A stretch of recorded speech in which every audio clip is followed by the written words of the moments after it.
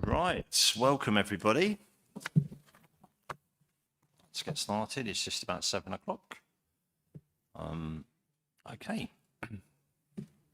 Go through the normal statements to start with and just make yourselves comfy. So there's no fire alarm planned for this evening. Should the alarm sound, please leave via the nearest available emergency exit.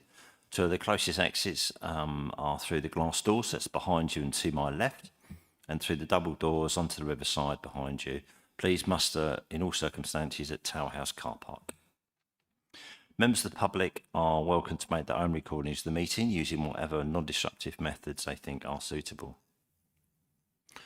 I would like to remind everyone present that this meeting is being filmed and made available to view in live and archive form via the Council's website. If you're seated in the public gallery, it is possible that the cameras may capture your image. If you wish to avoid being filmed, it is recommended that you make a member of the staff aware of that, and they can direct you to sit where that won't happen. The Westgate Gardens gates on the riverside are already locked, actually, so members of the public must leave the Guildhall by the side exit behind the glass doors. Okay, John, is there any apologies tonight? Yes, we have apologies from Councillor Butcher. Substitute members? No substitute members. Okay, thank you. Declarations of interest by any officers, John? None have been received in advance. Okay, or by members in that case either, yeah? Okay, so is there anyone who'd like to declare any interest tonight before we start? Please, if there's something happens in this meeting that you feel needs to be declared as an interest, then please, of course, just let us know and we'll deal with it there. Okay, right, first thing we need to do is to have a memory test, which was the meeting held on the 2nd of April last year. We need to agree those minutes, and we can do that by a general assent. Happy with that? I think it was quite refreshing to actually see that again a year ago, thereabouts, we had a meeting again that just tidied up lots of bits of loose ends and stuff like that.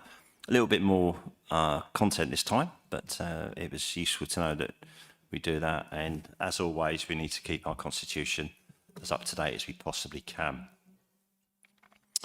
Point 5 is the public participation. We've got one public speaker registered to speak at this meeting. So I guess actually a public speaker can speak now. It's pretty much, isn't it? Yeah. So, okay. So the public speaker this evening is Jessica Burrows, please. Thank you. Just make yourself comfortable, Jessica, and then John will help you to get started. Thank you, Chair. I appreciate the work that has gone into this report, and I'm raising these points because a few things concerned me, and I'd really like to understand the rationale behind them. My comments relate to recommendations 2 and 7 of the report. On-site visits, I understand that formal visits are exceptional, have to be agreed by the planning committee, and that councillors are acting in a quasi-judicial role. I also understand the intention to avoid any perception of bias, but Appendix E of the Constitution recognises that lobbying is a normal part of the planning process, and it even states that councillors are not prohibited from visiting a site or listening to constituents who may be affected. It doesn't require site visits to be closed, and it doesn't define listening to residents on site as improper. So I'm struggling to understand the rationale for closing formal site visits to interested parties. Councillors can visit sites informally at any time, and residents will naturally speak to them outside the formal visit.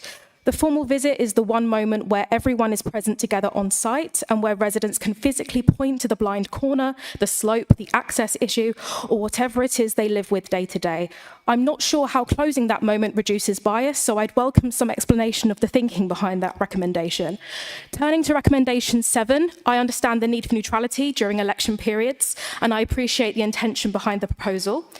but Appendix I of the Constitution contains no restrictions on public participation during elections, so this would be a new limitation. And the wording, a general election or any other elections, feels very broad. Would it be possible to clearly define which elections would trigger this restriction? For example, would it apply only to elections taking place within Canterbury District, such as city council elections and by-elections, parish elections within the district, and Kent County Council divisions that fall within Canterbury, but not to elections outside the district boundary? It isn't obvious how far the restriction is meant to extend. And I also noticed that the restriction applies only to full council. I'm not sure why this would apply only to full council and not to other meetings where residents participate. So I'd appreciate some clarity on that point too. And that brings me to consultation. These proposals directly affect how residents can speak, participate, and hold decision makers to account. The absence of any public consultation seems slightly ironic, given that the changes relate to public participation itself. A short, focused consultation might strengthen the legitimacy of these changes and could generate practical ideas like clearer definitions of which elections are covered, or a transparent way for councillors to handle site-based conversations proportionately. I hope the committee might consider whether a brief consultation or the addition of some safeguards could help rebuild trust in the council's democratic processes. Thank you so much for listening. Thank you for that, and your points are noted. Okay, let's see what we can do to restore some trust in the process, shall we? Okay.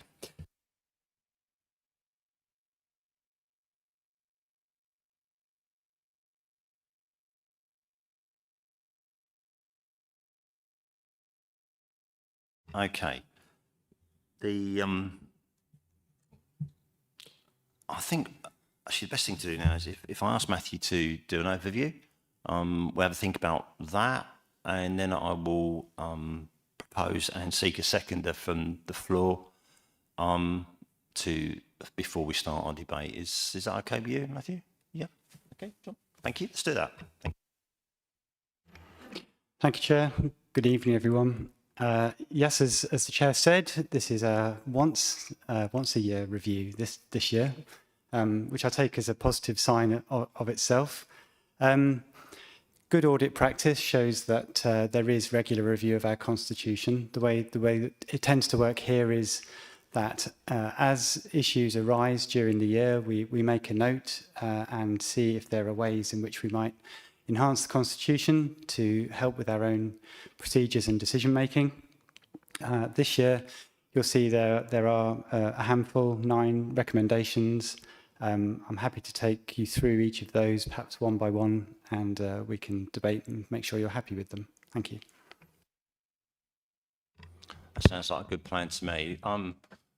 In that case, if I could propose that the committee recommends to full council that proposals in items 1 to 9 on page 16 of the agenda are approved and incorporated into consultation. Of course, if we change that, then we would just work through each one and amend it. So initially, let's just get the conversation started. If I could seek a second, please, for that. Thank you, Harry. That's appreciated. So let's start the debate. So I think in that case, if I read out each one at a time, we go through them one at a time. Matthew can say a few words, and each one of us can add or take away from that, and then John can make some notes, and we either take a vote on all of them or individually, as the case may be later on. Obviously, we've got a proposal that we take them on block, but we can deal with that later if need be. Point 1 is that the revised officer delegation providing the necessary powers to oversee the neighbourhood plan process as listed in A33/1 is adopted. Okay, Matthew. Thank you, Chair. Yes, this one came to light because we have a number of neighbourhood plans now going through the process. I think we've got 6 currently on the go. So the parish councils are very busy. One of the things that we noted as the neighbourhood plans are going through the process is we are invited to comment on neighbourhood plans while the parish councils are actually out to consultation themselves, and the officers provide a technical response to that based on factual matters that are listed within our local plan and policies that we would wish to point out as part of their consultation proposals. There are also steps then, once they've completed their consultation, and it goes off to the inspector and then comes back for final adoption, where we just wanted to be crystal clear that the officers within the planning policy team have full delegated authority to take neighbourhood plans through each step of that process, that it's explicitly stated that they can offer comments when it's appropriate for them to offer comments, and then they make the final designation at the end of the process. And that way, if there is any challenge that should arise about the way that a neighbourhood plan has been handled, our delegation is crystal clear, and anybody who's reviewing that can see the powers that have been afforded to the officer. Thank you. Thanks, Matthew. Michael? Can we vote on these as we go through them? I think that would be easier for us, if that's all right. I'm happy with that. Does anybody else have an objection to that first? Because I would need to adapt what we proposed. Yeah? Do we need to re-propose that? Are we happy to do that? No, that's fine. If we're happy with that, is everyone happy with that? Yeah? Okay. You okay with it, John?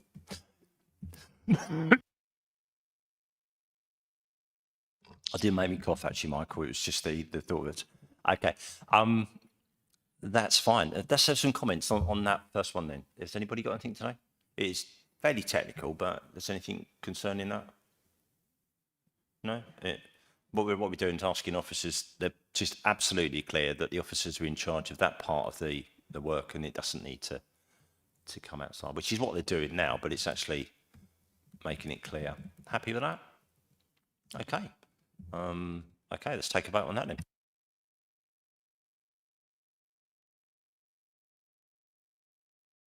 Clarity, we're voting, if you vote for, you're voting to accept that change to the Constitution.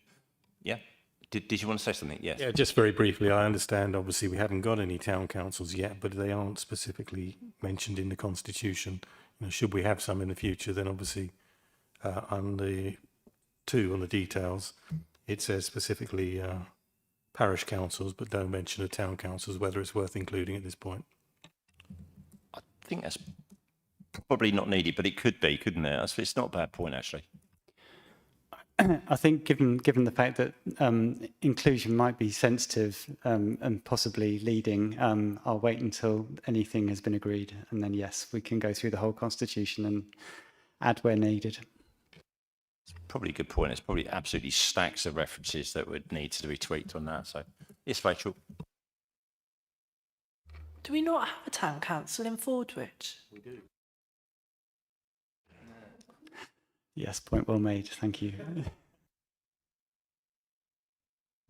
Do we need to do that, Matthew? In which case, maybe we will have a look through the constitution.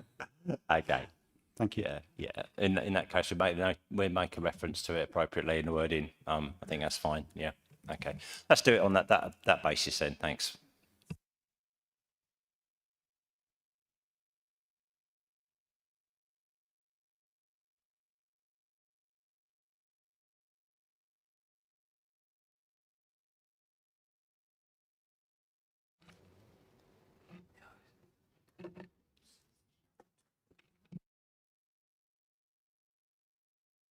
We need to read them out. Yeah, we can read them out, but I can actually say that if you want, or we can.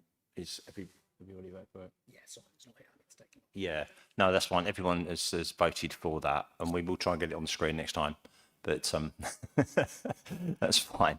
If there's a split vote or anything, then we will read the names out. Is that okay? Yeah, thanks.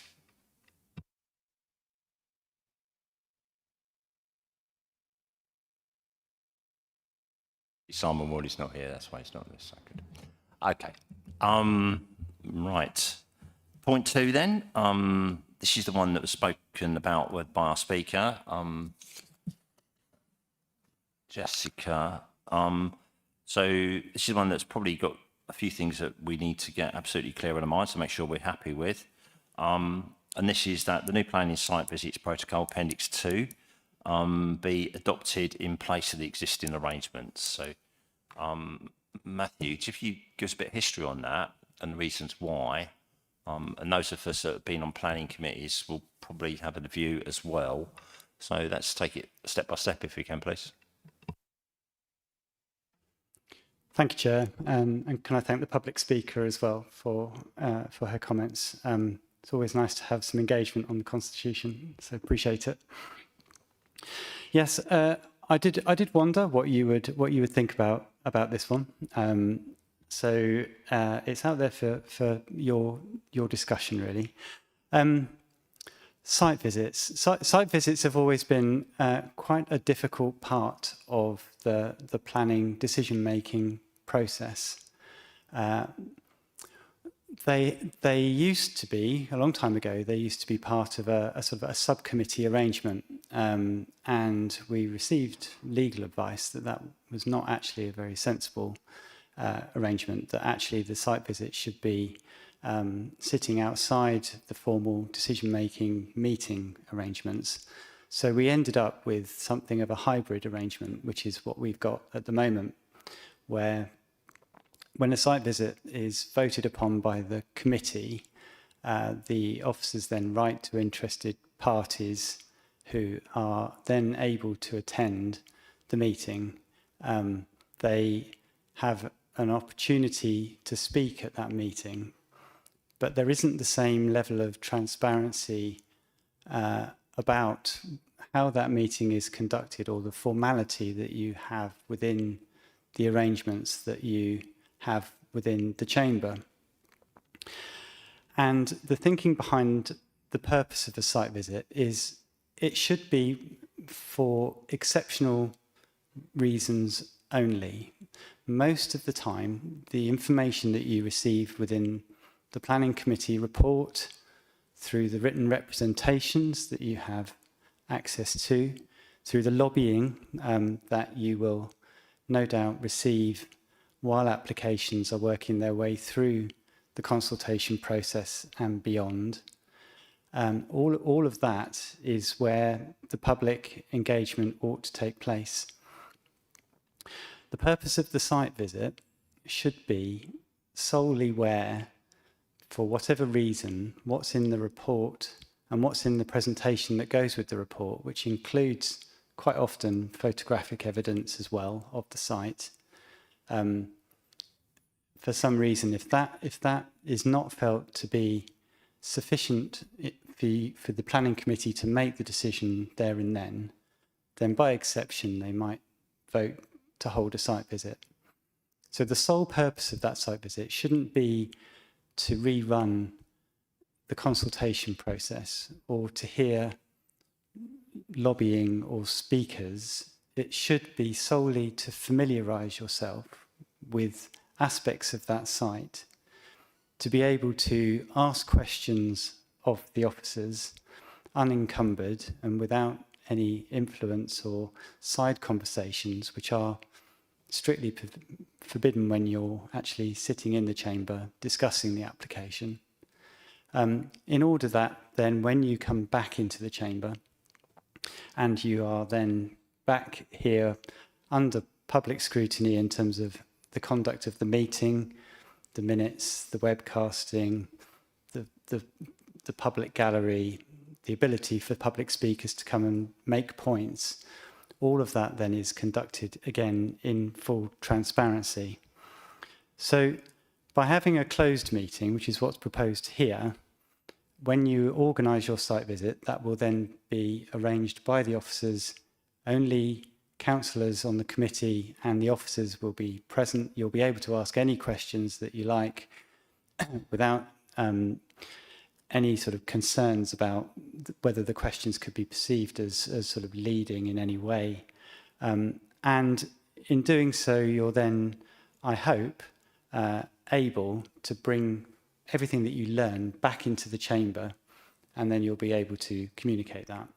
There's no reason why, if you vote for a site visit within the meeting, then there's no reason why people can't make points to you in advance to say, when you go, could you please have a look at X or Y as part of that? We could even advise that maybe, somebody is advised if a site visit is taking place, we can channel comments through a particular individual and say, these are the points that have been raised. Here are the answers for you, and then you take that back into the committee. So that's the thinking behind it. It means that the site visit process is then much cleaner because it's there solely for the purpose of familiarisation on the ground, nothing else. There's no ambiguity then about speakers who might have said what, whether any sort of side conversations were taking place. So that's what I'm recommending. And it also then, I think, removes a risk of challenge, albeit a small one, because we haven't received one, about conduct of process, because everything then is conducted within the formality of this chamber, and everybody's very familiar with the rules when they get here. Thank you. Thanks, Matthew. That was that's pretty good. It's what we chatted about before that. I'm going to come back, but just to be really clear. So, just that process that this planning applications are going to go through is that it will come to normal planning. There will be no doubt presentation. No doubt the conversation will start between the councillors, and very quickly the site will be called for a site visit, because we don't think we've got enough information to make a valid decision after listening to representatives, maybe from the public. Is that the sort of score? So it comes minute, conversation, officer presents it, members of the public present, and the planning committee then calls for a site visit because it feels it needs one to understand this particular application. So the people that spoke before this was called as a site meeting, they can then speak again, presumably, can they? Because they would have naturally had the opportunity to speak at the site meeting, wouldn't they? So they can be able to speak again next time it comes to the chamber.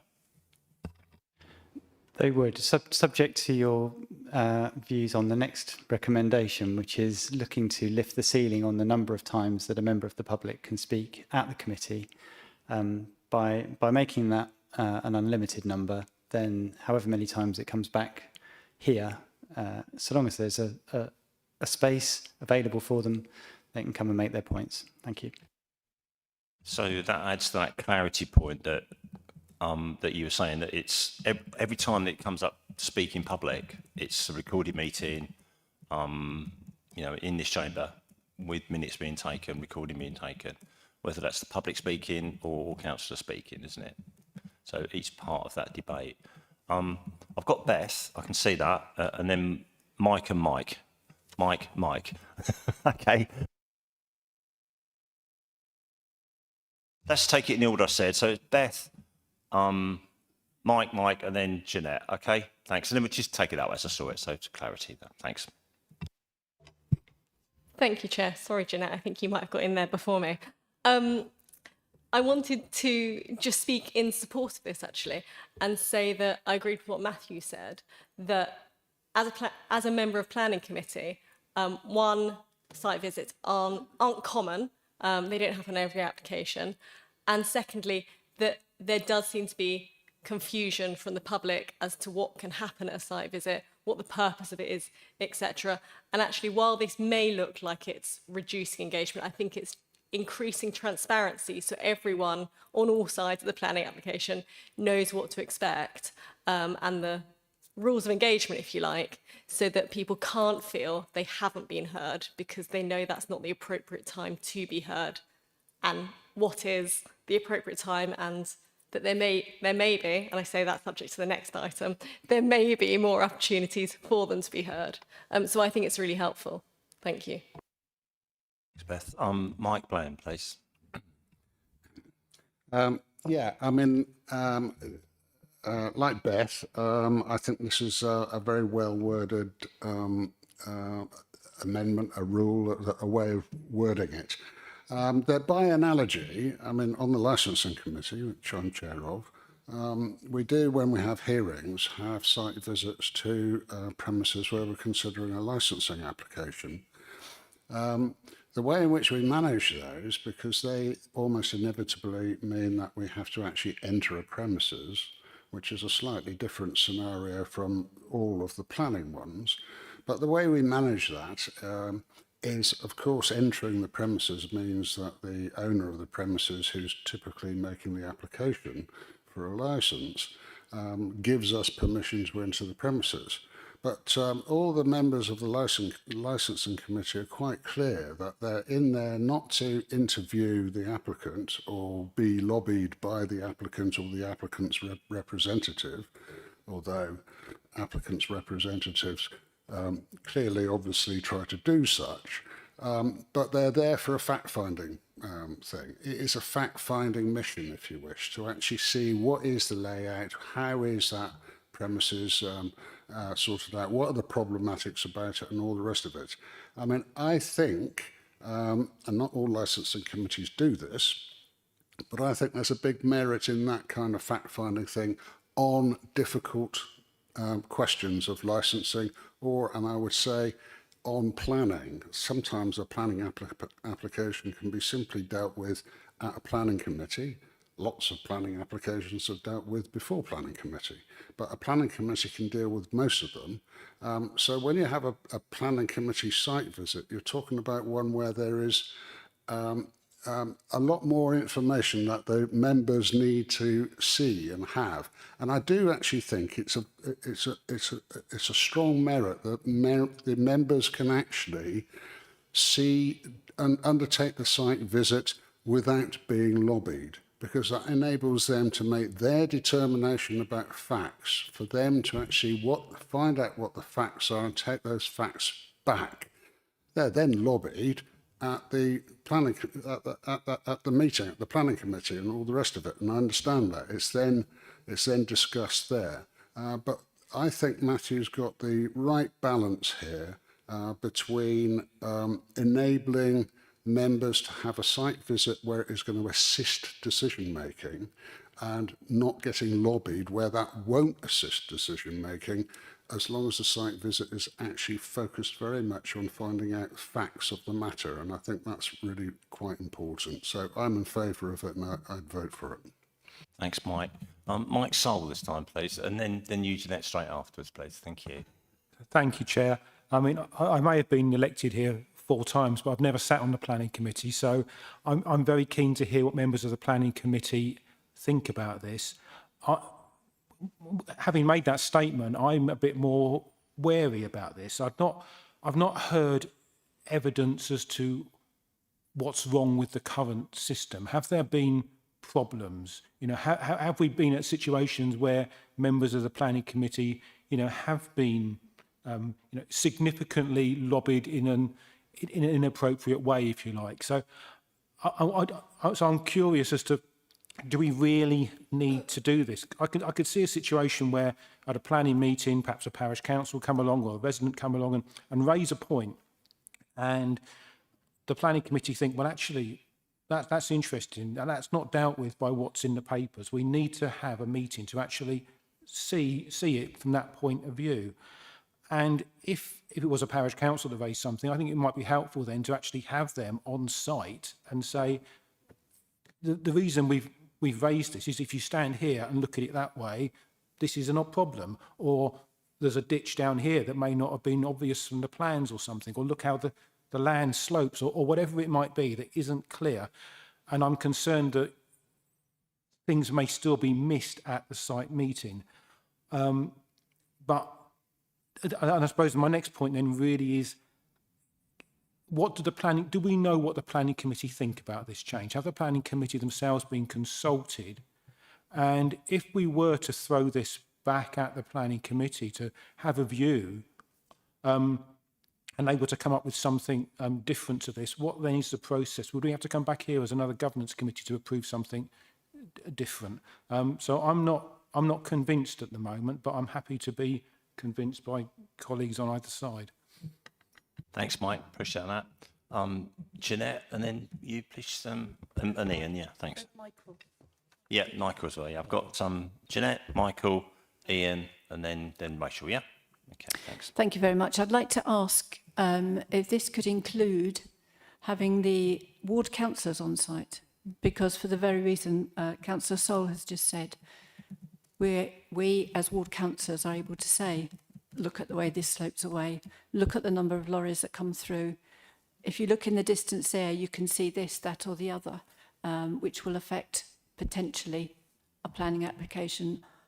We have a lot of knowledge in our wards, and we could be helpful in this instance. And I think that ward councillors would benefit the people on the site visit hugely. Thank you very much.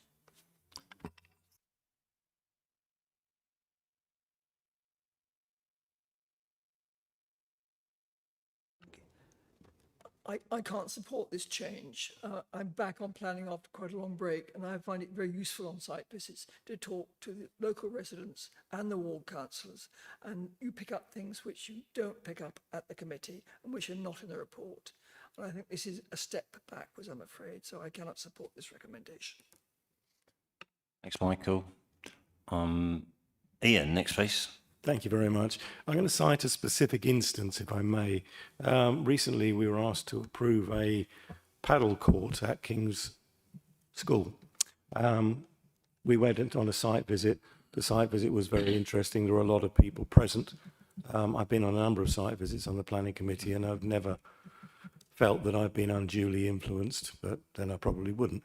The site, particularly at King's School, was very interesting because although the information in the agenda was concise, there was one factor which swayed it for me where I couldn't support the application, and that was off of site. There's a relatively new terrace of houses which were laid out in a amphitheatre. That amphitheatre was directly behind the tennis court. So when the residents pointed this out, and we actually left the site visit and went to the properties behind the site, it was obvious that any noise generated there will be reverberating around, rather like, as I say, an amphitheatre. So we wouldn't have got that from the information from the agenda. And that's not a criticism of the report. It's purely when you're on site and a resident says, look, you can look, you know, if no one points this out. Obviously, all of us have been doing it for some time, but it does on occasions need that emphasis from the residents who have lived there for some time. And obviously, in the instance of King's School, it was already a tennis court, so they were aware of the noise implications. But that's one reason I've got two hats on this, because I've helped in some instances bully the Constitution along on this direction, but I'm also rather concerned about losing the input that we currently get from site visits. Thank you. That's a good point. Okay, thanks. Rachel, next please, and then Andrew to follow. Yeah, thank you. No, I wouldn't like to see these changes either. I've had a few visits in my ward, and one last year. It did become a bit emotional, but building housing is emotional for a lot of people, and I think it's only right that residents do get to have a say, particularly when they're neighbours and they're going to be directly affected. And I did have one that got a bit emotional last year, and I sort of read this and I think somebody didn't, but that was mainly because the planning officer forgot to tell anyone that they were visiting, including me as ward councillor, and so when the planning members turned up and walked round, and the neighbours were in their houses thinking, hang on a second, I haven't been invited, and then told me, and I hadn't been notified either. That caused a lot of alarm. And what I'm particularly worried about is no other party should be invited to attend other than the applicant or agent if required to facilitate site access. Now, what we found on that occasion was that the agent turned up and provided site access, but they also were asked questions and answered. And that was why the neighbours felt that it was unfair to them, which actually will come to number 3, wasted one of their planning visits, because don't forget that counted as part of their 2 or 3 as well, having the site visit. But you know, if you're going to allow an agent or applicant to be there to open the gate or facilitate access, you've got to make sure that that person doesn't even say hello to any member of the planning committee, because if anyone else witnesses it, they will say that they've had an unfair influence. So I just think, yeah, people do get a bit emotional, but part of the point, I think, of a planning site visit is to allow people to see the planning members out there in the field actually taking an interest and looking at it, and is it's much for the residents as it is for the planning committee. Thank you. Yeah, thanks, Rachel. Andrew. Thank you, Chair. I'd like to join Matthew as well in thanking Ms Burrows for coming along and speaking and drawing our attention to the way this can appear and the way changes can appear to members of the public, and particularly it's good to see younger generation taking an interest. I'm not convinced either of the need for this change, and a couple of things come to mind, as well as Councillor Sol's question as what brought this about and what brought was there something that caused you to think about this need.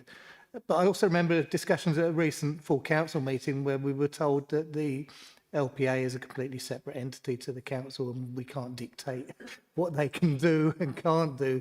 So it just seems to conflict with that a bit, that we're making, proposing making these changes. And as I say, no, I'm not convinced of the need for it. Thanks. Okay, so I think that's not unsurprising. There was probably mixed views, and that's why I think we brought it to here to see what the views were. I think the point 3 is very much related to this too, isn't it?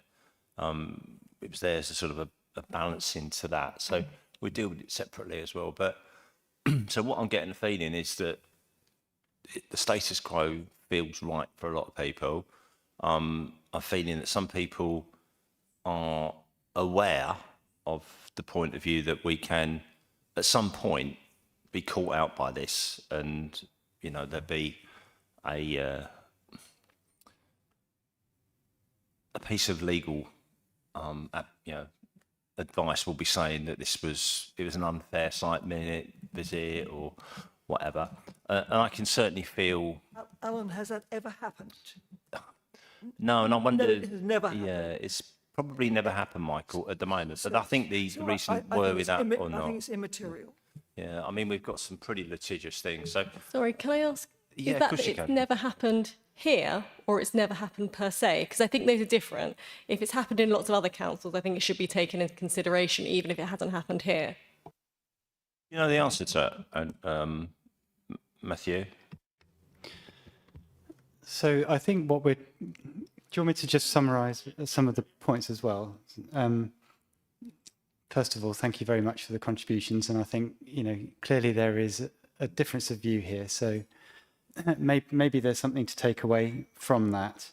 I think picking up on the earlier comments, the purpose of the change would be to try and restore clarity and fairness. I think the issue with the site visit as it is at the moment is it's a meeting that is held with a select group of people there. So it's not fully transparent in the way that the meetings that we hold in the chamber are. And that is a point of concern for me. In terms of who was advised, I didn't consult with the whole planning committee, did consult with the planning committee chair, who was supportive of the change and said, yes, by all means, from my point of view, it would make chairing those meetings easier for her to manage. So that was a piece of feedback that I took away. On the points around talking to parish councils or ward councillors, I think we're drifting there into issues of fairness as well, because they will have a view possibly for or against, so they may not just be representing their constituents. They will have, they may well have commented and possibly hold very strong views for or against. So if you're inviting, and I appreciate that they have a mandate, that they're elected individuals in the main, but I think from a procedural fairness point of view, it could create an imbalance of who is present on site and able to make points then to the councillors. So I think if you're then thinking about, could some people be there who have a legitimacy, I think that is problematic. and the fact that it's useful to talk to residents, I think, is both a positive and a negative. Matthew, you're making political points. I think you're out of order. Yeah, I think the ability to talk to residents is both a positive and a negative, because it can give rise to, you know, again, procedural fairness, because you will have spoken to people on site who may well be lobbying you, and it's, you know, if you're in the site visit, you're in an informal meeting there where you're actually quizzing officers and appraising yourself of the site. So I think it just creates a risk that otherwise wouldn't exist if you weren't engaging with the residents. So I think that those were the reasons for bringing it forward. If there are, you know, sufficient concerns, we can take that away, and we can have another look at this. But I think, you know, for the reasons that I've stated, there are some concerns around leaving the status quo exactly as it is. So if you're not minded to recommend this, I would like to suggest perhaps that we have another look at it, but that we do bring something back that eliminates some of those concerns. Thank you. Okay, that's great. We can carry on talking until we get some ideas where this is going to go. Michael, do you want to come back with your point, and then I'll get Steph to come back in as well, who's not spoke yet. Okay, that's fine. Steph, in that case.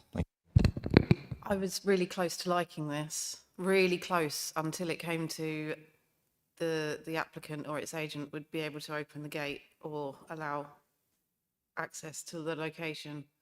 It was on that knife edge.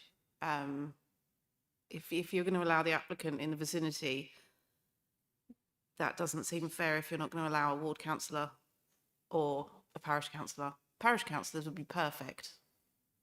I think with that point, Steph, I think the intention, to me, I remember speaking to Matthew about it as well, the intention was literally sometimes the gate needs opening, but I think we would have to make a very clear statement that the applicant can open the gate or open the horn in or whatever it is that's there, and then leave the site and not correspond with anybody. That we'd have to entrust the planning officer to do that, as if you like, and they would do, because I mean they would not dare not to.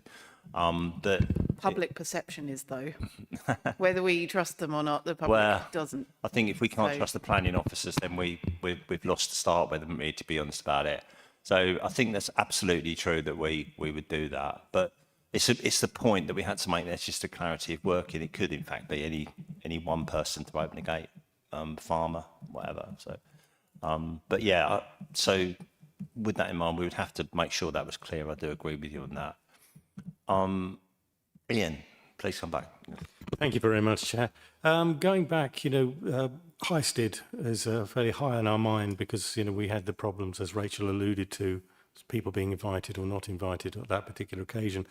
I do remember at Highstead, we were able, because we had neighbours in attendance at that site meeting, we were able to go into their gardens and see the situation from perspectives that we would not be able to, because obviously this is private property. Without their permission at that time, the planning committee could not go onto their property and view it from anything other than where the agent wished us to stand, basically. So, you know, I do have issues with the, while I understand, you know, I can see clearly that the perception of fairness, if it's being conducted in this Guildhall with the cameras rolling, minutes being taken, there's no questions. But from my experience, the planning officers are quite strict about what can be said and by whom, you know, on a site meeting. So I'm twixt and between, but I do think it is a valuable part of the planning procedure. Thank you.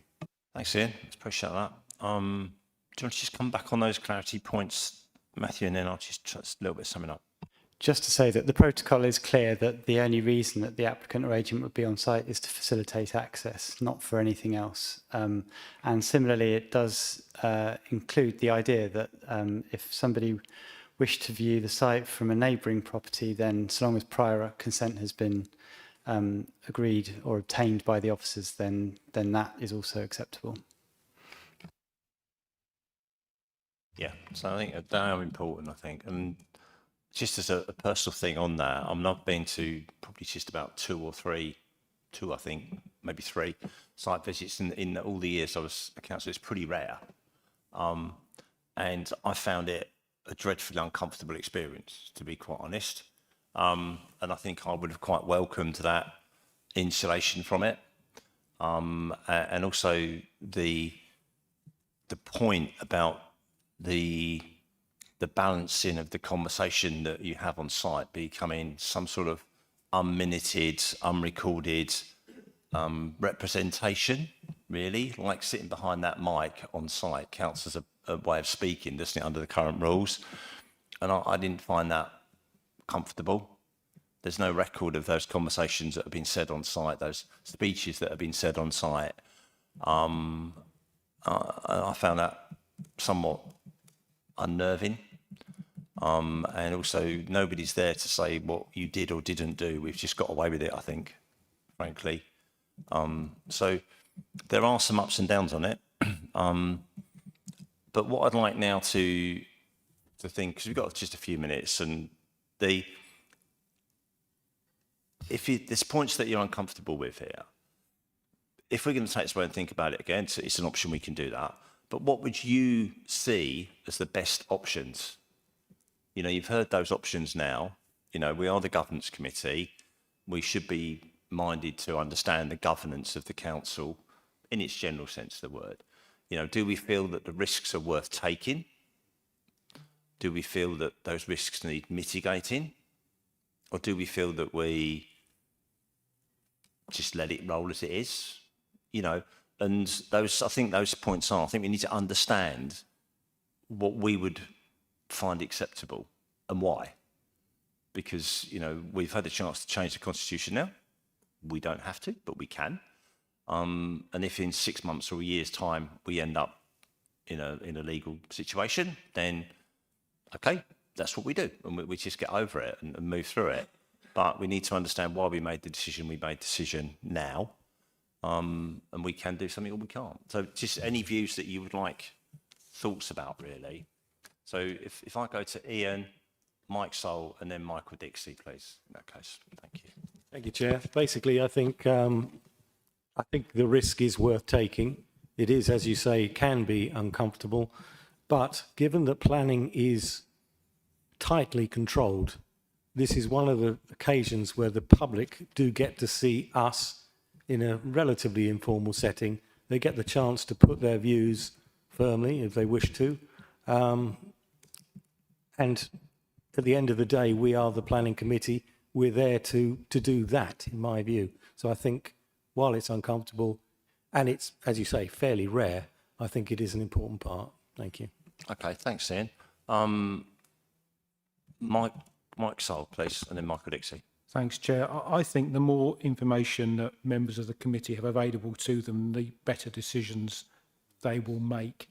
And I think that members of the planning committee know planning law. They know when they're being lobbied. They know that this isn't about people saying, I don't like this. This is about someone saying, look over there. I think there's a planning reason why that should be taken into account. And I trust the members of the planning committee to make the right decision. And if they can get additional information from a site visit, and that site visit is aided by certain people outside of the committee being there, then I think that's a good thing.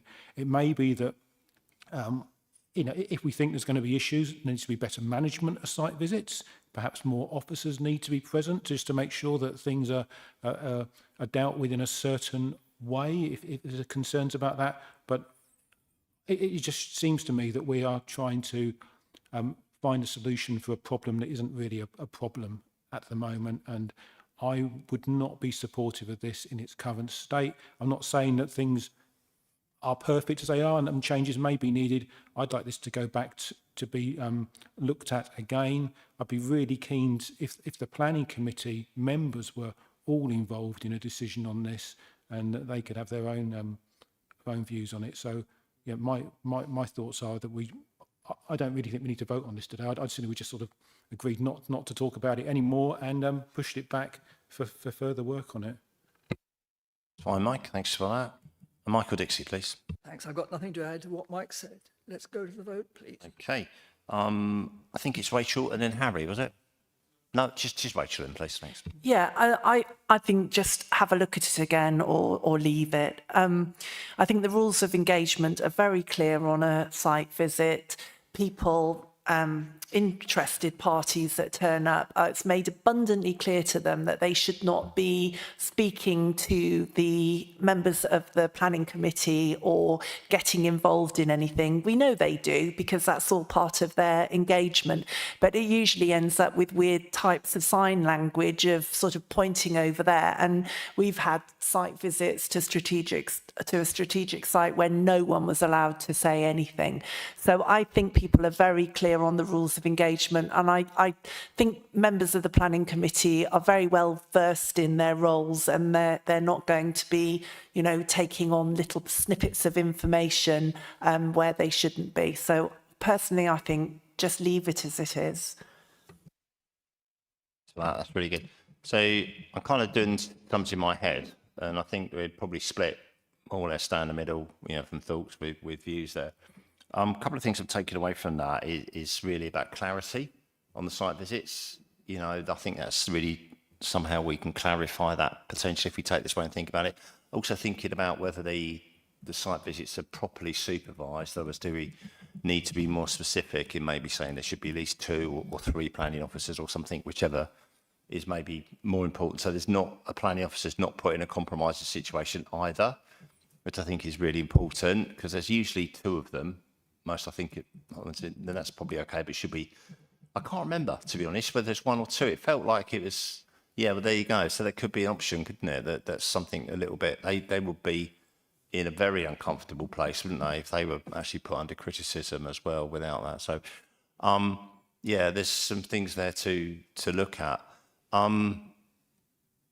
We can either vote on this or we can say that we'd take that away and see what the recommendations being. Look at procedures, maybe look at supervision, also get the views of the planning committee. And the chair is obviously reasonably supportive of this view. I'm not surprised at that either, to be quite honest, with some of the things that, you know, we've had to deal with recently. So that's one option. Any views? Does that seem okay? Just a sort of indication? We okay with that? Yeah? Yeah, okay. Let's do that then. Okay, so we won't vote on point 2, but we will take away the views. I think Matthew's got a view of the things that we were talking about. If we need to bring this back to another governance committee, I guess we're okay with that at some point in the next 3 months or so. Yeah, okay, that'll be fine. So what about this section 3 then? Which is it kind of relates to what we were talking about. It gives some backstops to where we were. So let's look at item 3 then, and then see where we go with that. Thank you. Thank you, Chair. Yes, a simple procedural change to remove the number of times that somebody can address the planning committee. Previously, it was capped, or currently, it's capped at 2. So that might be the first time the application comes. If it's deferred for site visit, then they would have to choose whether to speak at the site visit or whether to wait for the application to come back. And then if the application comes back, they've already used up their 2 lives, they can't speak again. We've had some particularly complex applications this year as well, where they've actually come back more than once, which is unusual. So if you have a sort of second or third go, and there are different points raised at each of those where the officers come back with new information, then people are prevented from speaking. So again, just a question about whether that is procedurally fair, that somebody is barred from speaking. I think the suggestion a year ago was that we bring this back and possibly lift the ceiling or maybe increase the cap. So proposal here is to remove it altogether. Thank you. Yeah, I think it's give us a bit of a wake-up call. Some of these complex cases that have been this year, haven't they? So that's been reason why. I've got Rachel first, and then I think it was Michael, and then Beth. Okay, thank you. Thank you. Yeah, I think this is a good move. It happens so infrequently, but when it does happen, it causes a lot of distress to people. I had exactly the case Matthew has given an example of there, where the case came, the application came, they spoke. It was, there was a planning site visit. That counts as one, that counted as one. And then when it came back again, they couldn't speak. And in fact, their husband wasn't allowed to speak because it was deemed that it wasn't the person, it was the household.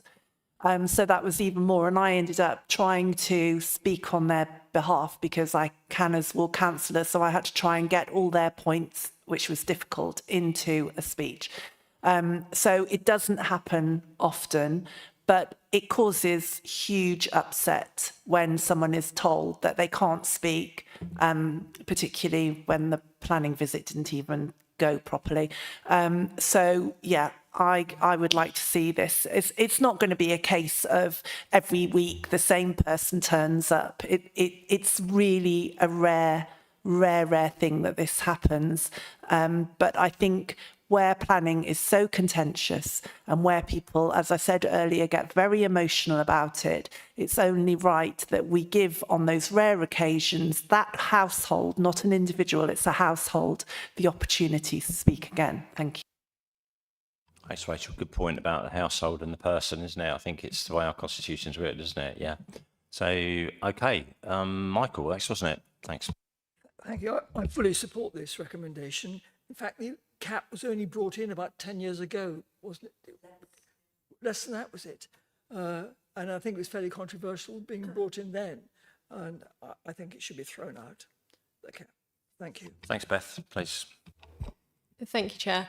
I recall the case that Councillor Carnac talked about, and yeah, it did cause difficulties, and there have been others. So I support the proposal with one slight reservation from my time on planning, that Councillor Carnac said we don't have people turning up every week, but in fact we did have an individual turning up to speak on lots of planning matters that weren't related to the individual, and he was speaking about matters that weren't related to the planning matter, if that makes sense. So my slight concern is whether there could be a chair's discretion or something else, I'm happy to be guided, that would allow a limit to be put in place if there was a suggestion that it was being used as an abusive process, because there has been an example of that and it was distressing for the councillors that it was directed at.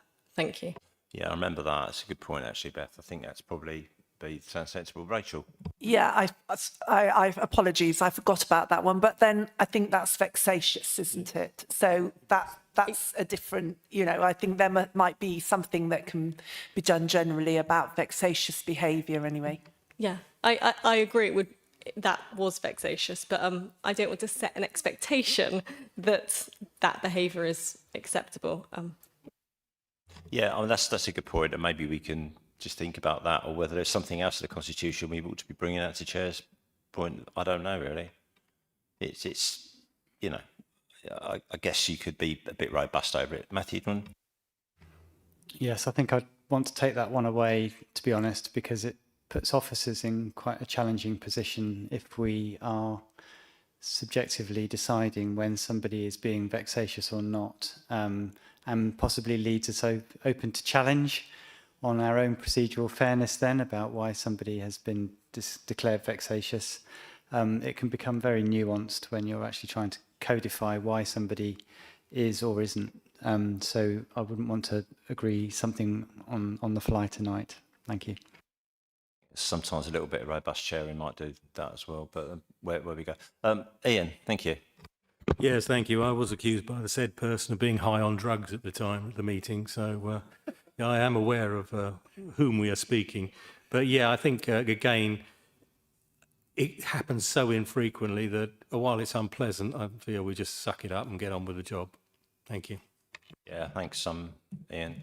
Andrew?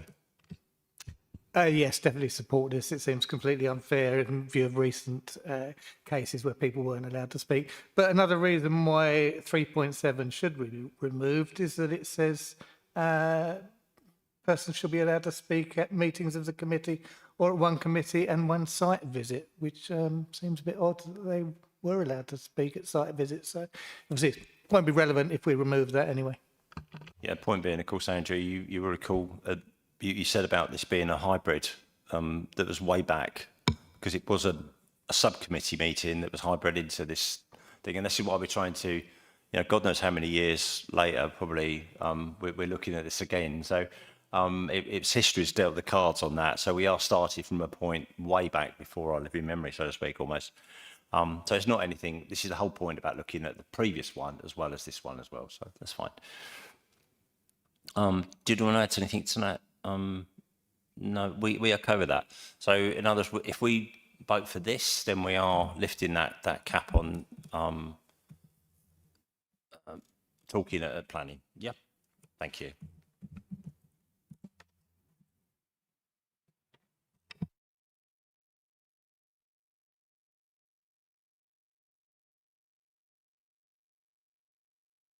Okay, that's passed unanimously. Great, thanks for that. That's good. Also, just on the side point now, I suppose people that have been to a site visit will now feel they're a little bit more empowered to come to the next meeting anyway, and maybe will be a little bit less robust on site, having to not actually get that out when they're on site if they don't want to. So it could be certainly encouraged by all of us, couldn't it, I think, to do that as well. Okay, number 4 then, the Article 4 of the Constitution. Okay, Matthew, point 4 then, please. Thank you, Chair. Yes, this is something that I think everybody understands, that these are the rules. I read I read in good practice guidance that it was a good idea to reinforce it by having something in your constitution that just states what we already understand, which is that there is clear separation between the executive and the executive functions and those of full council, which combine with the civic and ceremonial roles. So here it is, a paragraph stating clear separation in our constitution. Thank you. I just can't believe that anybody would ever dream of doing it, but, you know, nonetheless... Do I need to, like, declare that I'm the current sheriff or something? No, we all know that, Steph. That's absolutely Just in fine. case. Yeah, okay. No, that's fine. That's the last one as well, you know. Yeah. I'm not, I confirm, not planning any cabinet moves. No, that's fine, Steph. No, I think that's reasonable. It's completely irrelevant who's sheriff or mayor at this moment in time. It's not affecting them in any way because there's no conflict at all. They're not holding a position that would be lost or vice versa or anything like that. So this is just to clarify that point. So if there's no point, we take a vote on that, yeah? Thanks.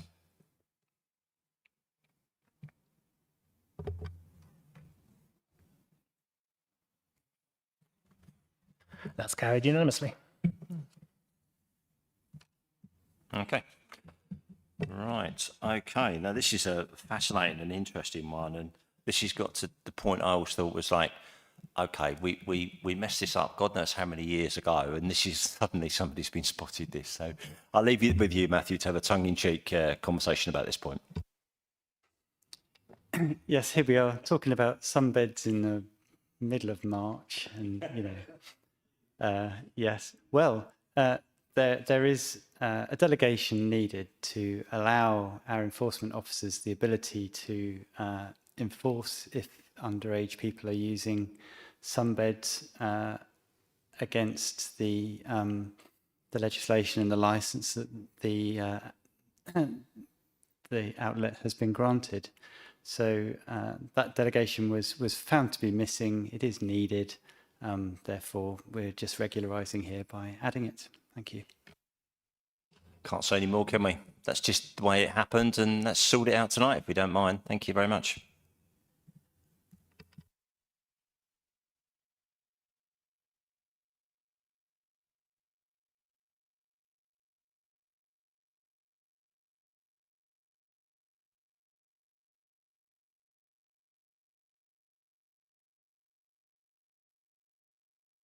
And that's carried unanimously. Thanks for that. That's good. So, okay. Point 6 then. Let's move through that one, please, Matthew. Thanks. Thank you, Chair.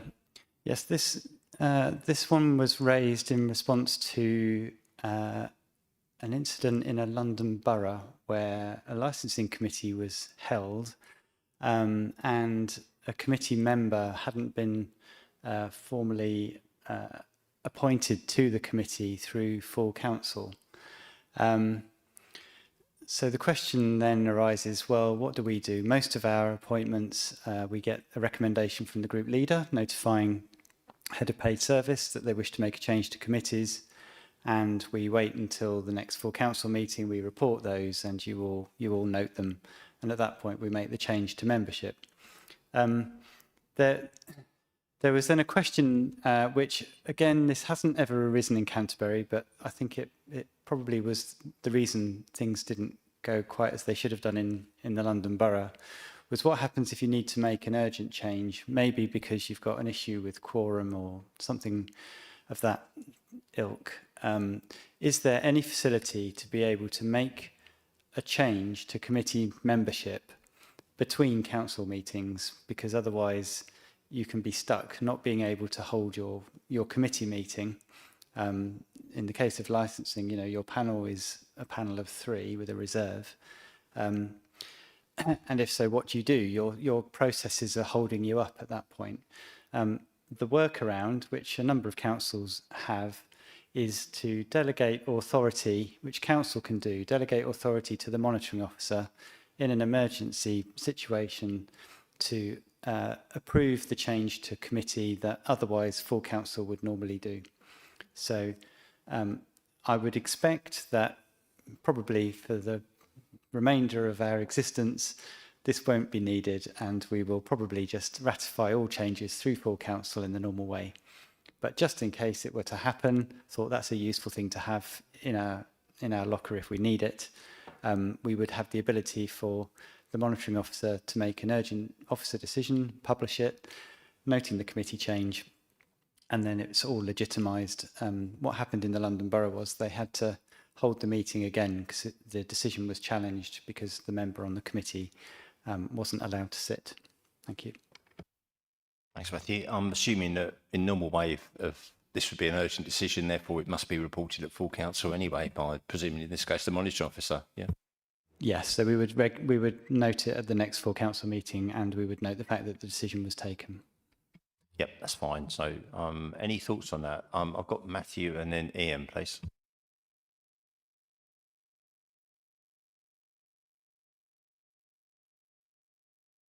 It's okay, Rachel. Sorry about that. Albert, Rachel. It's Rachel, please, and then Ian, and then we'll take the next speaker after that. My apologies. Thanks. Yeah. Sorry. Yeah, I just wanted to ask, when would you imagine this happening? What was, what sort of situation? And should it be limited? Because I just have one concern that it's sort of quite a sloppy way for a leader to operate, isn't it? Unless you have a real emergency, because generally we have subs anyway. But I just wonder, it could just become practice, couldn't it, rather than the exception? Because it should be done through the proper process. So I just wonder if there's a limit that could be set on there, or there's a situation that it would occur in, rather than it just becoming a sort of a rule. Yeah. Yes, good point. Was there anything in any of those other authorities that put there? I see the point. I think it's a good point, Joy. Yes, we could have a think about a control mechanism for it, because it's not what we would want to have as standard practice at all. And I think the monitoring officer herself would probably be the control mechanism and saying, no, that's not justified. We can wait for the next council meeting. So I think if you're happy with that as the control, that would be it. That they would only ever do this by exception. I think the only time it's likely is probably licensing. We have obviously the committee is picked on rota, and surprisingly, sometimes when you're trying to organise a hearing, it can be quite difficult to get your 3+1 present. And if there were an occasion when a licensing meeting had to go ahead, then we might need to look at whether a change is made. But it's never arisen yet. We've always managed to find a way through. So I'm just thinking that this is there as a fail-safe, not as something that would be regular practice at all. Yeah, I'll come back to Mike in a minute, just a thought on that one. But Ian, please. Yeah, thank you, Chair. Rachel covered it. That's great. Could I just have a comment from you, Mike, if you wouldn't mind, as chair of licence? I think it might be helpful because that, whether they, you feel it's useful or not.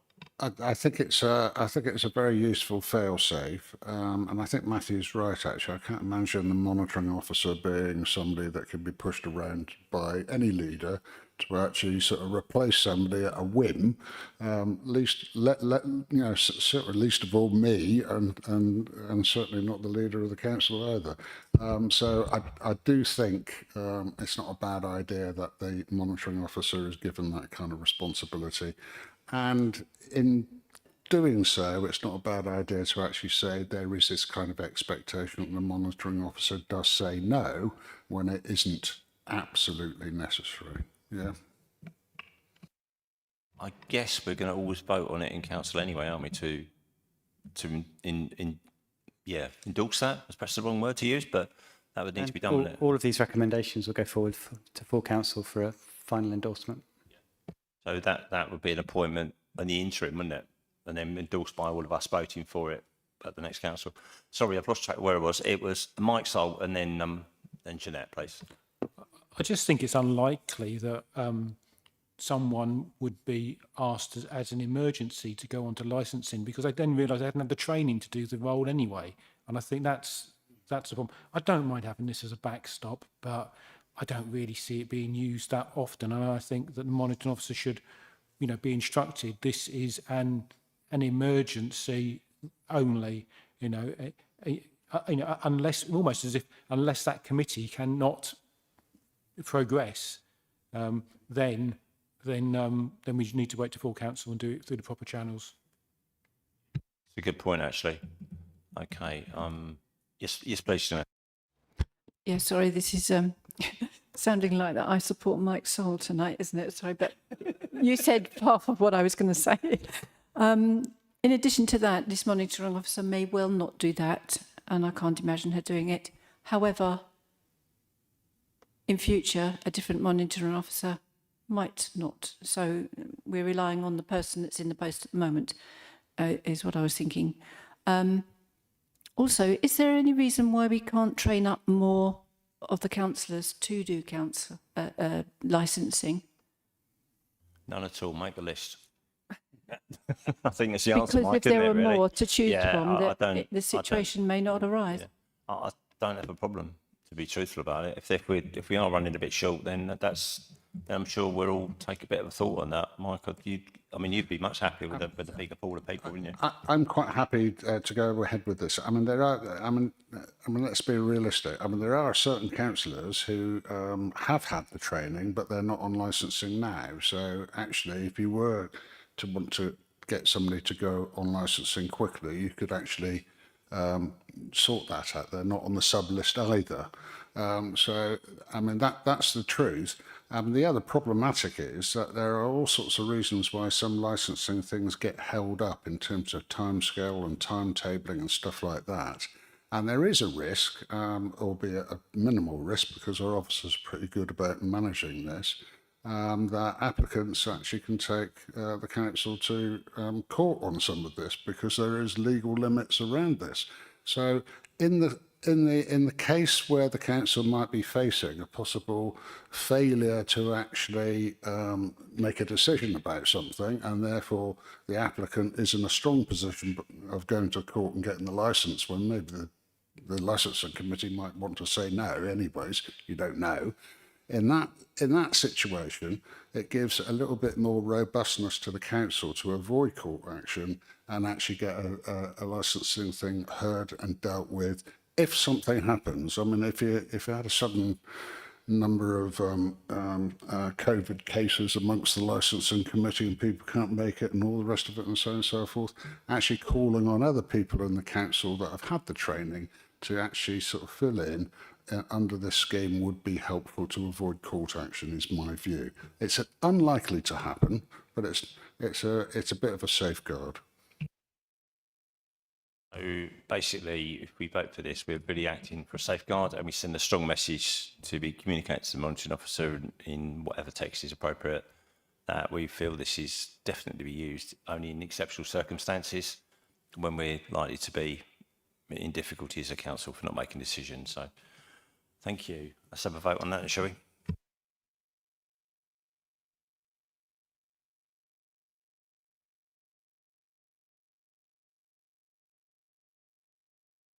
And that's carried unanimously. Again, item 7 now, aren't we? This is the full council one again.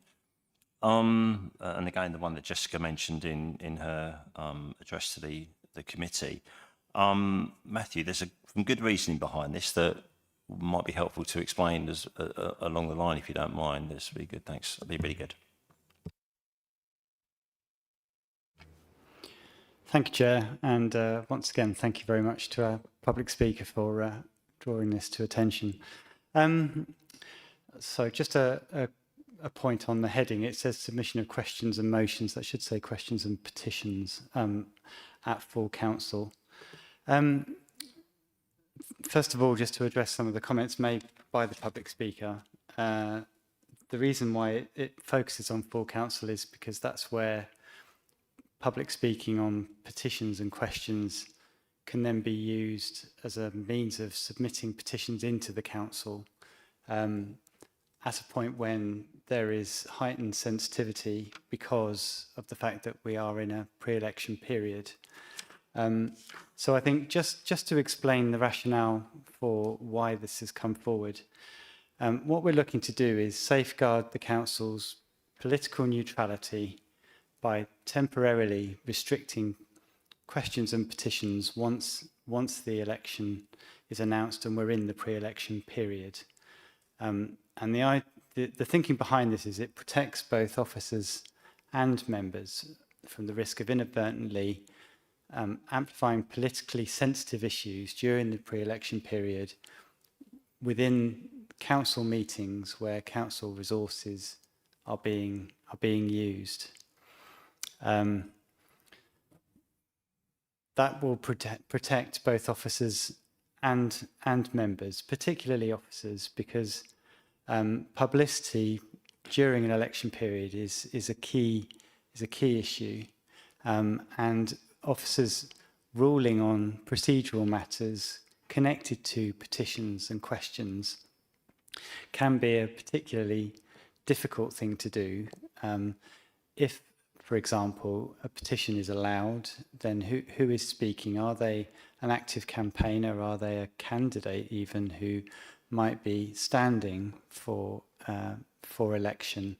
And then using our procedures as a platform for making points within the chamber, which we are then webcasting, minuting, allowing the leader or his nominee to make points in respect of any petition or question that is submitted. You can see how this becomes quite a difficult matter then for officers to adjudicate over. So the idea of restricting it just while a pre-election period is live is a proportionate and temporary restriction that avoids all of those complications and then allows us to be consistent with national guidance, which advises that your publicity and conduct during pre-election periods should be in a heightened state of sensitivity, and that you should not be taking any actions that might influence the outcome of the election. And that, for me, is the crucial point here. Thank you. Thanks, Sir Matthew. Is everyone clear on that? Beth and then Rachel, please, and then Mike. Yeah, sorry, Mike was first, but I'll do what I said. Yes, okay. Thank you. And I want to thank the public speaker because you raised a point that made me think about this question, in that the wording, the public speaker talked about what elections this applies to, but I also noted that it doesn't include referenda, and I wonder if that was an intentional omission or if it could be included because they can be perhaps, well, in recent history, the most contentious. That's fine. Thanks for that, Beth. Good point. Let's come to you, Mike, first, and then come to Rachel. You were first, I missed out on you. Sorry. Thank you, Chair. I mean, I think as the member of the public mentioned, I think the wording is unclear, but I think the answer is in the background document. And I wonder if I can just propose an amendment to this, but using the words that are here. So in the first paragraph there of the background document, if instead we now say the council will not accept public petitions or questions at full council during the pre-election period following the announcement of an election that triggers the pre-election rules. It makes it perfectly clear then that it's the pre-election rules and we're not worried then about one parish council by-election or something like that. So I think if it triggers the pre-election rules, then it's pretty straightforward and it takes all the ambiguity out of it. Makes sense to you, Matthew? It does, as does the inclusion of referenda as well. So I think if you're minded to accept both, then that makes sense. Thank you. Sounds sensible to me. Everyone happy with that? First we move on. Yeah? Yeah, that's good. Rachel, please. Yeah, I agree with that. I take on board everything the public speaker said, but I think in general, and I think Councillor Sol has really identified it there, we tend not to have full council anyway between budget and that May election in our election year. So it's not such an issue then. It's the general election and by-elections. And I think many of us would agree that if a full council does fall in that period, it's quite difficult. It's usually it's business that has to be done, say probably like this governance paper, but it's not, you know, we tend not to bring questions or motions or anything because it is a sensitive period. So I don't have such a problem with that, and I think the clarification makes that clear. And just to say to our public speaker, I think it's important that we don't have a lot of full councils in that period anyway, in that pre-election period. And I think if there was sensitive business coming through, Matthew, it would probably be postponed, wouldn't it, to a meeting after the election had taken place. Yeah, take that, Matthew, please. Thanks. Yes, I mean, the advice is you can take business as usual, but you should try and avoid making contentious decisions. And I think actually allowing contentious business to be tabled that we haven't necessarily programmed, you know, through the petitions and questions is exactly that point, isn't it? It's something that is out of our control, and this gives us that control. Yeah, that's absolutely fine. I mean, obviously the people that may have a petition already lined up, you know, for a snap by-election or something like that, then they're perfectly entitled to just delay that for a couple of months and bring it, and we will make, well, I personally would like to see us just make space for that to go on to the next, you know, next council that's available, if that's the case. You know, I don't think any of us are getting stressed about taking a little bit longer to have an extra petition or something on the first council back. I think that seems pretty sensible. It's a Lord Mayor's decision, I think, that, isn't it? To stretch a little bit of time to allow that to happen. Yes, I mean, if a petition's submitted, then so long as it's a valid petition, anyone is welcome to come along and present it to full council. We would allow that.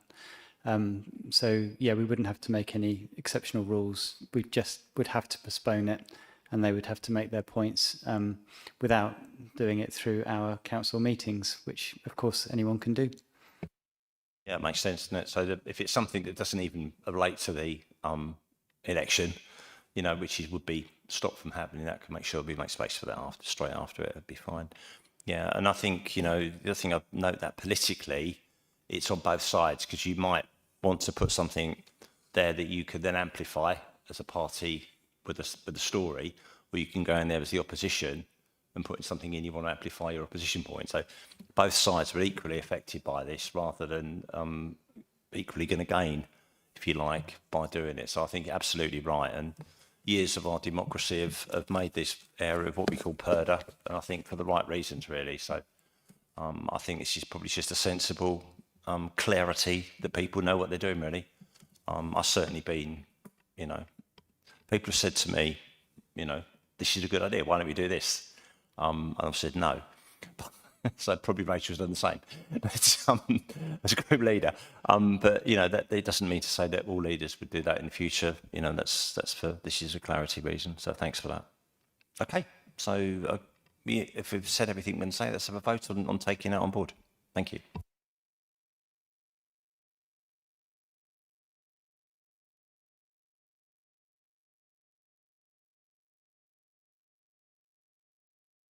And that's carried unanimously. Thanks for that. We're now down to item 8. So again, I'll get Matthew to introduce this one, please. That'd be good. Thank you.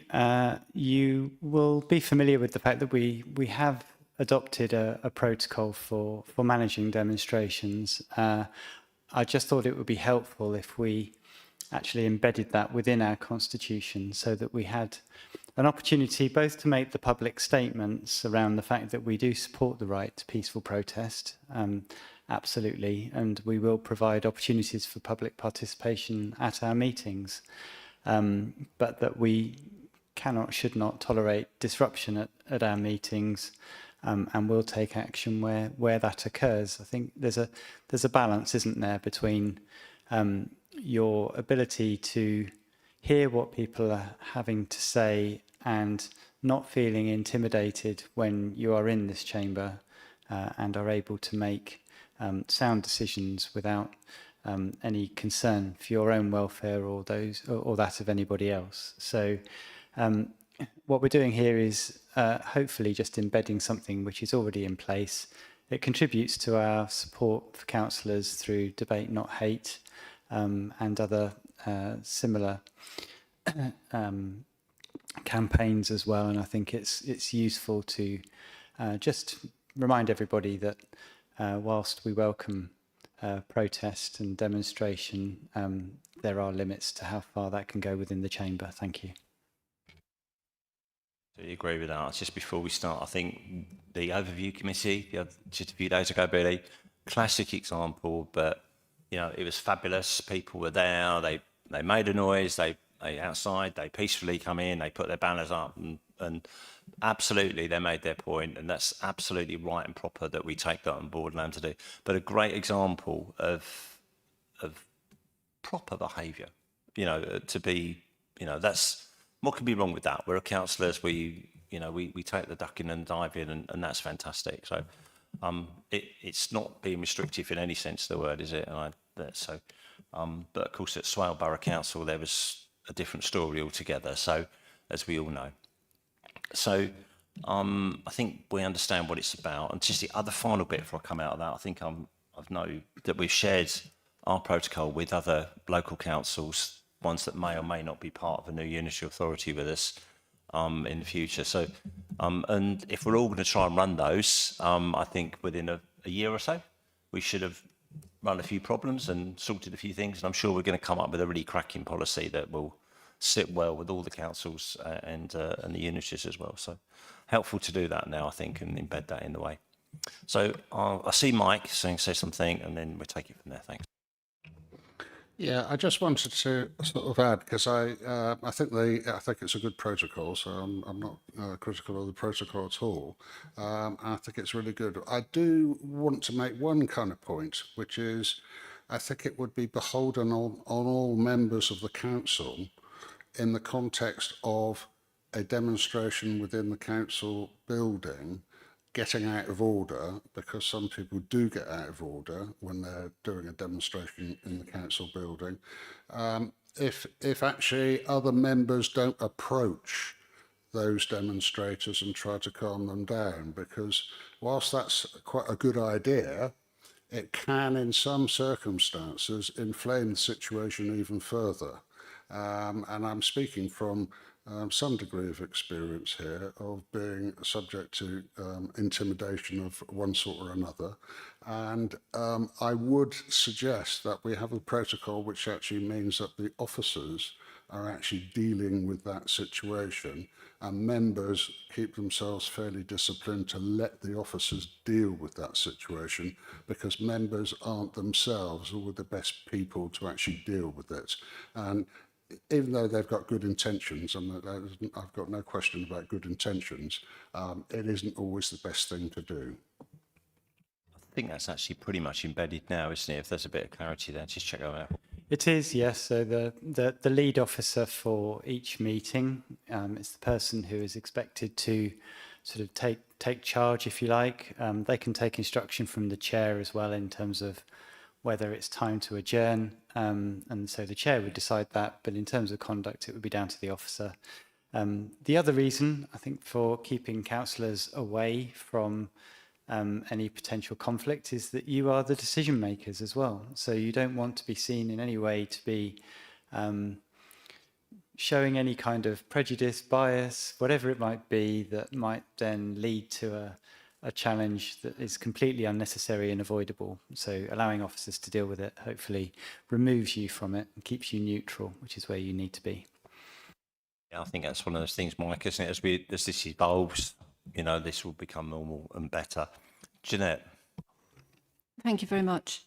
It doesn't happen very often, does it? But we've witnessed a few in the years that we've been here. But on page 29 there, it says roles and responsibilities of the chair, for one. I have two questions, if I may. If the disruption continues, the chair may suspend the meeting, at which point a live stream will be stopped. So the first question really is, I can understand why it be stopped. Obviously, we don't want the general public to see council in disarray. However, is that not proof of what happens next kind of thing? It would be, maybe, would it be better to leave the live stream running so we have some kind of a backup as to who did what and when?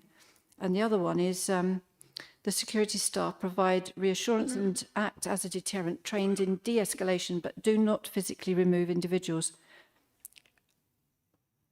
That bothers me a little bit. Why is that?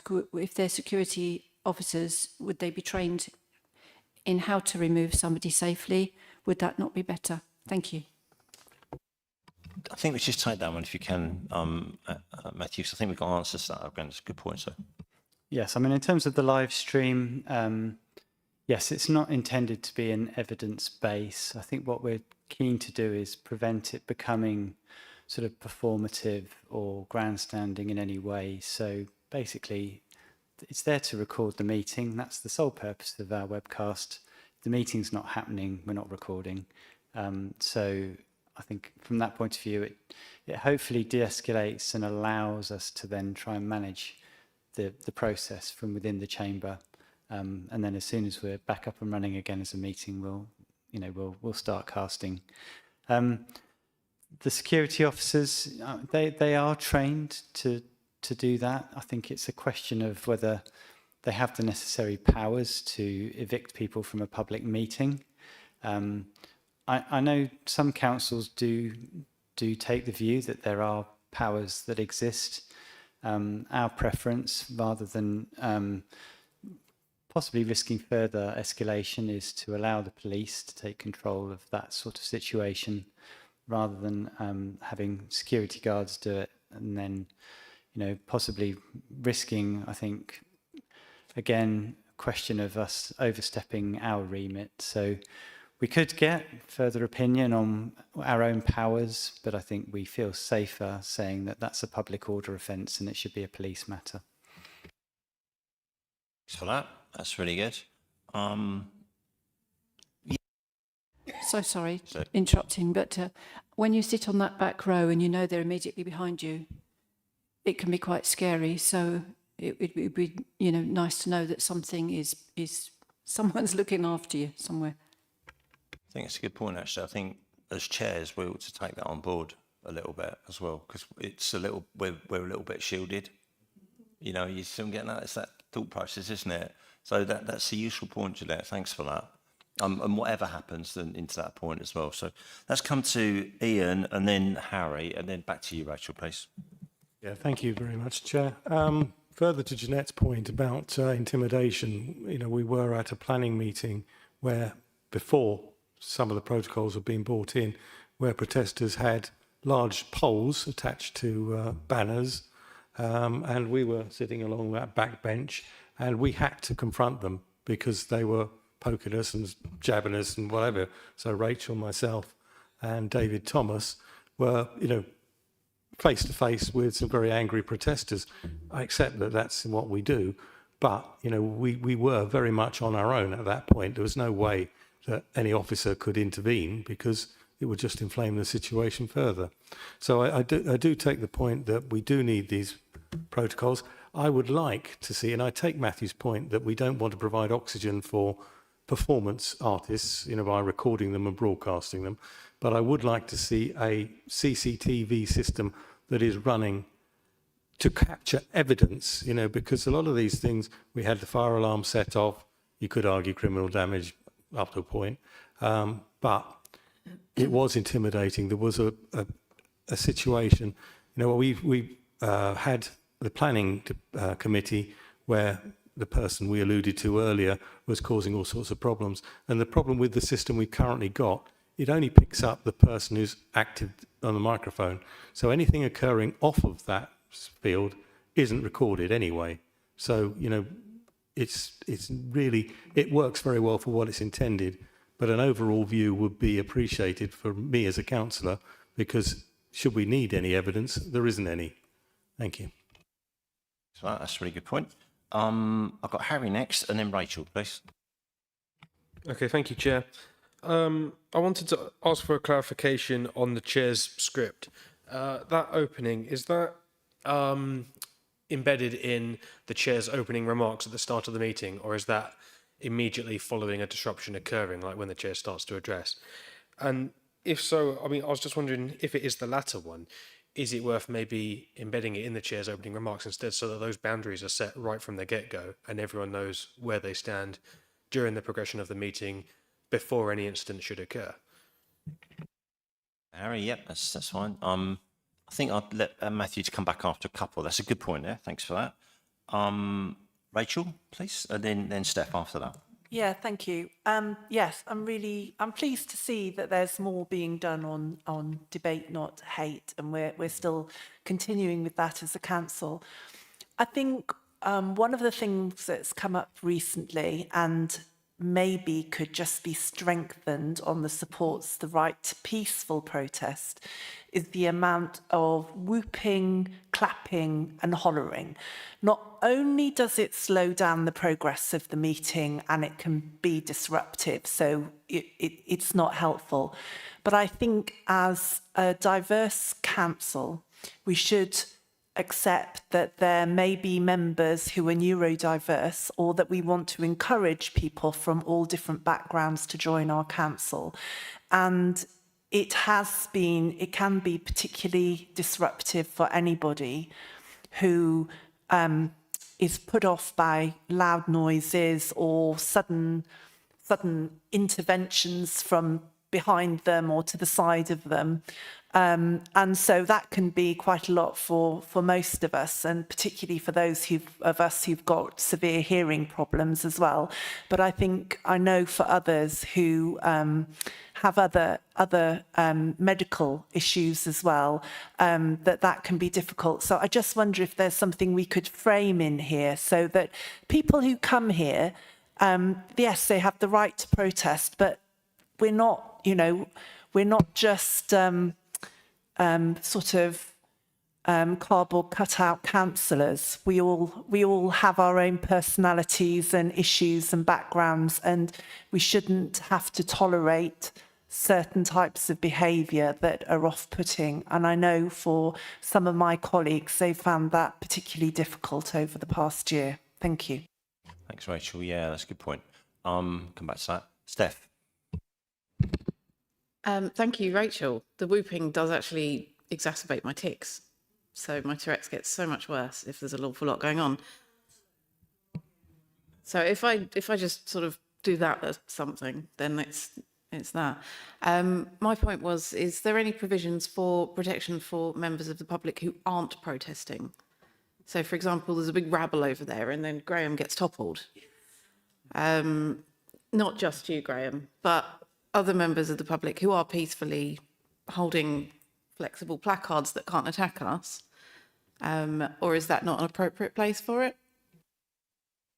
That's a good point, actually. I mean, there's some good points, I think, to frame, because it's, I said right at the beginning of this is like a first stab, at it. And I think there's lots of work to do, because I think other councils will share in different ways, and there will be different problems in different places that will no doubt track to all of us in the end. So I think it's really important that we start here and we keep thinking about this, because it's not going to go away, is it, in our term in council? Let's be fine. So, yeah, Matthew. Thank you. Yeah, some very interesting points raised. I mean, I think that the right to peaceful protest and the conduct of the meeting, it very much rests with the chair, I think, to set the tone. So the first time there is sort of clapping or hollering, it's really incumbent on the chair to say, please refrain from doing that. And if they don't, then I think that, you know, the pattern is set and it can then escalate. I think as well, you know, councillors have to think about that quite often. If there's sort of tapping on the table and stuff like that in support of things or applause for points made, then your own example is sometimes followed. So again, that's something perhaps that we collectively all need to have a think about. I think to Councillor Mackenzie's point about the opening script, that is intended for at the point of escalation rather than at the start of the meeting. Difficult to know whether it's a good thing or not to include something like that at the beginning of a meeting. It's a little bit like if you have a security guard on the front desk, is that inviting a suggestion that there might be trouble when people are quite happily sort of there? Is it better to only raise that possibility when matters appear to be escalating, rather than sort of implying to people who are present that there's a risk of that happening at all? I think again it's about setting the tone, and we need to work that out for ourselves, so we can have a think about that. And I think public safety, absolutely, that is or should be, no, it is front and centre of our own consideration. So I think from the point of view of making sure that councillors are safe, absolutely the members of the public who are here also have a right to feel that they're safe and not intimidated as well. So us keeping control is not just for our own benefit. I completely agree. It's for everyone who's here. Yeah, maybe we need to think about designating an area of the chamber for people that maybe, you know, we can have a bouncy meeting, then maybe that's something to think about a little bit. But yeah, Ian. Thank you, Chair. Just picking up on something Matthew said. I think he said that this was a meeting, a public meeting. In fact, it's a council meeting held in public. So there is a definition difference there. Thank you. Yeah, good point. Any other points on that? Because I think, Jeanette, yeah, please come back on that. I'd just like to say I did note that at the beginning of overview the other night, Peter Davis did suggest to everybody that they would like to take a seat and that we couldn't continue the meeting unless everybody had a seat. So that was a positive, I thought, worth mentioning. Thank you. Yeah, good point, actually. Yeah, it was true. Yeah, and it worked very well, didn't it? Yeah, and that's fine.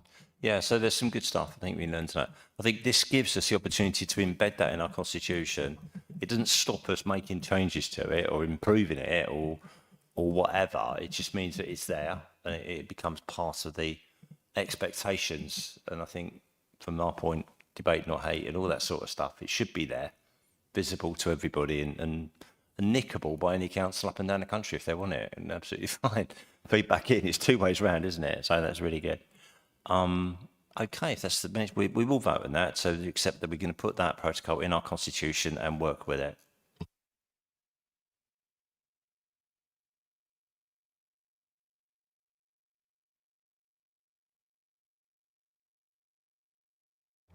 And that's carried unanimously.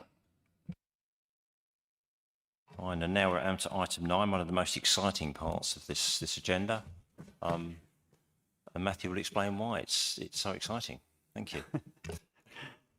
No, I think this is, again, it's an emerging theme. We're having a look at how we govern charities where the council is the sole trustee of that charity. This is not something that we've had a great deal of focus on before.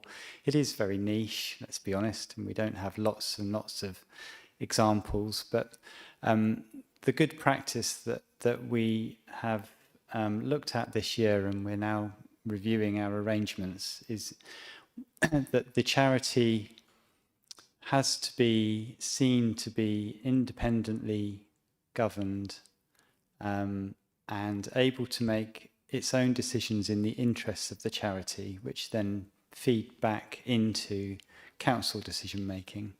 So we're going to have a look at whether we need a committee to support that process, which would not meet very often, but would nonetheless be there just to oversee the business of the charities that we are sole trustee of. Currently, the Whitstable Museum, King George's Field, and soon Sydney Cooper Centre, I think, are on our radar. And we then need to have a mechanism for appointing officers to act in the interests of the charity. So we're proposing here that the Joint Chief Executives are given delegation to appoint officers to act in that capacity. They obviously have to be mindful then of conflicts of interest between their officer role and that of a trustee representative for the charity, which we're working through at the moment. But for the purposes of tonight, you're just allowing a delegation so that we can make officer appointments. Thank you. It kind of makes sense. And again, these things rattle out the woodwork as we were trying to sort out the Sydney Cooper Centre and the Whitstable Museum and all of those things that have been, you know, caused us a few headaches. And it finds that we need to do these things, and it's quite right. There's nothing problem with it. If there's something needs doing, we need to do it and fix it and get on with it and not worry about it too much from there onwards. So I'm happy. It seems to make sense to me. It does not in any way want to be political. It's got to be robust and go forward as the years go by. So happy with that. So if we're happy to put that into our constitution, the vote is for. I didn't see anybody want to speak, by the way. So.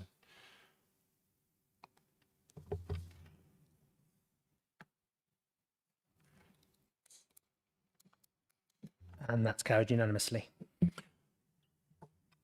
Okay, so just to summarise where I see we are, we proposed and seconded this this evening. We've looked through all of those items, all 9.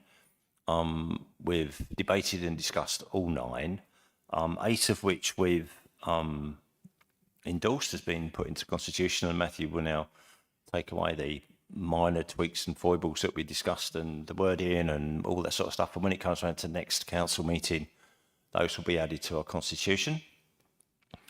It's my understanding that the item about the site visits will be going to get a little bit more work on it.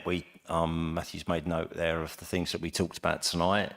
I think we recognise that there's probably work to do, but maybe not chucking out what we do already, maybe to improve or adapt or whatever might be the case, or maybe leave it alone or something very close. So, and also we are going to involve the planning committee in that as well. So is that correct? Shout now if it's not, and then we'll make sure we are correct. Yeah, that's correct. So site visit arrangements will continue as now, and at some point in the future, we may come back with something else. But if we don't think we can improve on what we've got, then that remains the default for the time being. Okay, so are we all agreed that that was a representation of our discussion this evening and the decisions that we've made? Okay, in that case, it's date and time of next meeting, is that right? Okay, so date and time of next meeting, that's the 9th of March 2027, unless we need another one before then, of course, but that might be the case, in which case we're all gathered together and we'll sort that out as well. So whatever might be the case. So no other urgent business has been notified. We don't need to exclude the press and public, so we can go straight way through now through item 10, which is no urgent business for that as well. So in that case, I declare the meeting closed at 8:40.